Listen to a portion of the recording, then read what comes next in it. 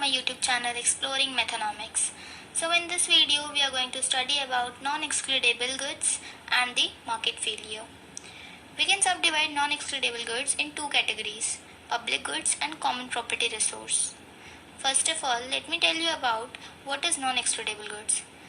हमें नाम से पता चल रहा है non-excludable, जिन गुड्स को लोगों से दूर रखा ना जा सके उन गुड्स को बोलते हैं non-excludable goods.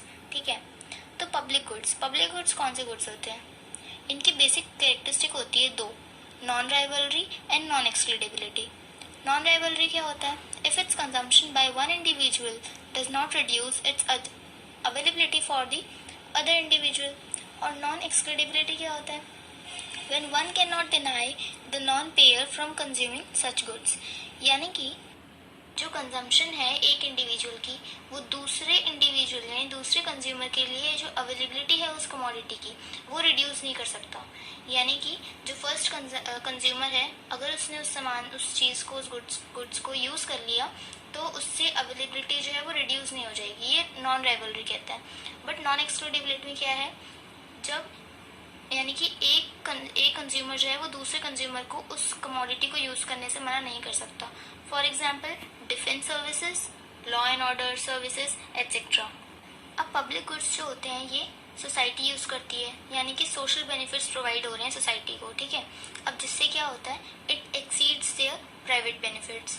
जिससे कि जो गुड्स हैं they are often provided by the government. अब ये जो पब्लिक गुड्स हैं कौन प्रोवाइड करवाता है? हमें सरकार प्रोवाइड करवाती है. क्यों प्रोवाइड करवाती है वो हम आगे पढ़ेंगे. ठीक है, A public good should be provided when the sum of its reservation price is greater than or equal to the cost. Reservation price क्या होता है? वो प्राइस जो कि एक इंडिविजुअल रेडी है उस पब्लिक गुड के लिए पे करने को.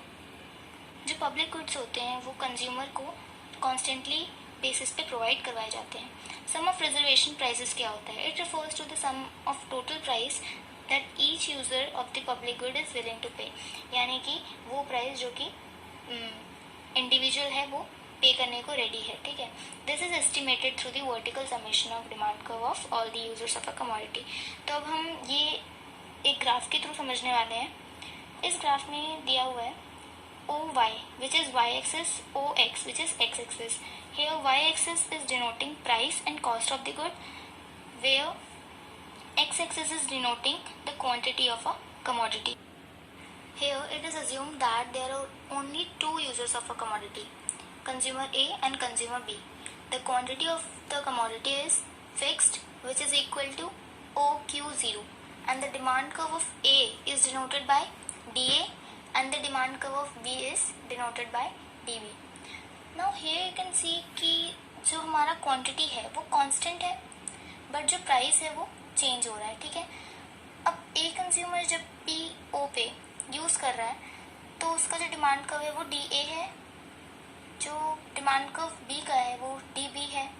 जब समेशन हुआ इन दोनों के डिमांड कर्व का तो वो आया हमारा DM पे.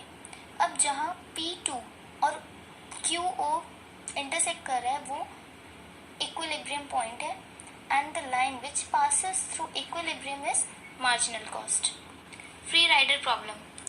Now who is free rider? Free rider is a person जो कि सारे बेनिफिट्स रिसीव करता है, पब्लिक गुड्स और पब्लिक सर्विसेज को यूज करता है. ठीक है, but he is not at all interested to pay for such goods and services. ये क्यों होता है? एक्सटर्नैलिटीज की वजह से होता है. अब एक्सटर्नैलिटी के बारे में मैंने आपको प्रीवियस वीडियोज में अच्छे से डिस्क्राइब कर रखा है. एग्जाम्पल्स क्या होते हैं इसके? National defence, public welfare programmes etcetera, जो कि लोग उसके लिए चार्ज नहीं करते हैं बिल्कुल भी. When goods are produced by private entity, तो the people who have an incentive to free ride which can cause a market failure. अब जब ये पब्लिक गुड्स से हमने पढ़ा था कि कौन प्रोवाइड करवाता है? गवर्नमेंट प्रोवाइड करवाती है हमें public goods.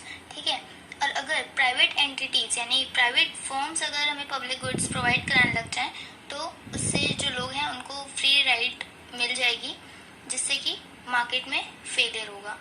So next we are going to study common property resource. Common property resource के दो characteristic होते हैं. Here the degree of jointness is very high and the degree of rivalry is very high. Rivalry क्या होता है कि जो consumption availability है वो कम हो जाएगी. ठीक है, तो एक एग्जांपल लेते हैं, फिशिंग। सपोज करो कि एक फिशरमैन है, अब वो जिस जगह पे फिशिंग कर रहा है और अगर नेक्स्ट फिशरमैन आता है तो उसको जो है फिशेस की अवेलेबिलिटी बहुत कम हो जाएगी। तो वो मना तो नहीं कर सकता उसको कि हाँ आप यहाँ पे फिशिंग मत करो, बट उससे क्या हो रहा है, it is affecting the availability of fish to other fisherman.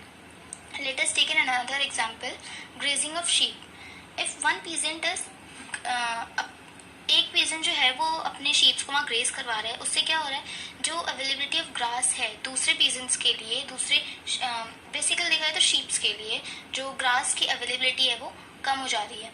देखो, the collective ownership of grazing right is कि हर पीजेंट के पास कॉमन राइट्स हैं कि वो अपनी शीप्स को वहाँ ग्रेस करा सकते हैं। So this is known as tragedy of common. Okay, तो अब इससे क्या हो रहा है, जो कॉमन प्रॉपर्टी है it is inefficiently utilised and over exploited. अब इससे जो कॉमन प्रॉपर्टी है वो बहुत ज़्यादा वहाँ यूटिलाइजेशन जो है वो बहुत ज़्यादा इनएफिशिएंट हो रही है और एक्सप्लॉइटेड हो ही रही है। This may even lead to the destruction of property. हमारी जो प्रॉपर्टी है उसको बहुत ज़्यादा इससे नुकसान हो रहा है। And finally there is a failure of the market mechanism to offer the efficient allocation of the resources. So hope आपको ये वीडियो पसंद आई हो, but if कोई भी डाउट है you can ask me in the comment box, okay? And in the next video we are going to do the last topic of this chapter, that is government inefficiency.